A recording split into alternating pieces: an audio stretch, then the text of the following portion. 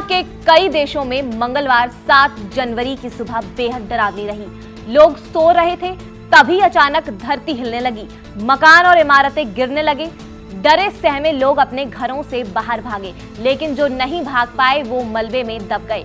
दरअसल भारत, नेपाल, चीन और भूटान समेत कई देशों में भूकंप के झटके महसूस किए गए हैं। बताया जा रहा है कि नेपाल सीमा के पास तिब्बत में रिक्टर स्केल पर 7.1 तीव्रता का शक्तिशाली भूकंप आया है।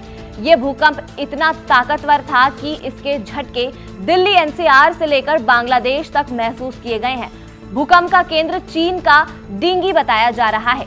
राहत और बचाव कार्य जारी है, लेकिन क्षतिग्रस्त सड़कों और ठंड के कारण बचाव कार्य में मुश्किल आ रही है। मीडिया रिपोर्ट्स के मुताबिक तिब्बत नेपाल सीमा क्षेत्र में भूकंप के कारण 36 लोगों की मौत भी हो गई है। दर्जनों लोग घायल बताए जा रहे हैं, लेकिन मौजूदा हालात को देखते हुए लगता है कि मरने वालों का आंकड़ा और बढ़ सकता है। तिब्बत में भूकंप के चलते कई इमारतें ढह गई हैं, साथ ही सड़कों और पुलों समेत इंफ्रास्ट्रक्चर को गंभीर नुकसान पहुंचा है। बड़ी संख्या में लोगों के मलबे में दबे होने की आशंका बताई जा रही है, जिन्हें निकालने के लिए रेस्क्यू ऑपरेशन शुरू हो चुका है। न्यूज एजेंसी एपी के मुताबिक नेपाल तिब्बत सीमा के पास मंगलवार सुबह करीब 6:35 पर आए शक्तिशाली भूकंप के कारण कई इमारतें ढह गई हैं। नेपाल में ये झटके सुबह 6:50 पर महसूस किए गए हैं। हालांकि नेपाल से अभी तक किसी की हताहत होने की खबर सामने नहीं आई है। नेशनल सेंटर फॉर सिस्मोलॉजी के अनुसार बीती रात दक्षिण ईरान में भूकंप के तेज झटके महसूस किए गए हैं। वहीं रिक्टर स्केल पर भूकंप की तीव्रता 5.5 मापी गई है। भूकंप का केंद्र धरती के नीचे 10 किलोमीटर की गहराई में था। भूकंप के झटकों से कई देशों के लोग दहशत में हैं।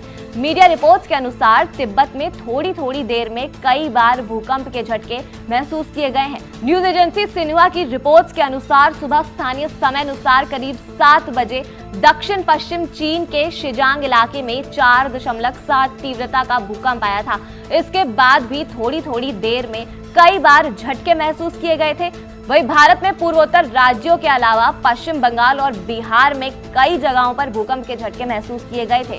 बताते चले कि इससे पहले अप्रैल 2015 में नेपाल की राजधानी काठमांडू में उत्तर पश्चिम में शक्तिशाली भूकंप आया था।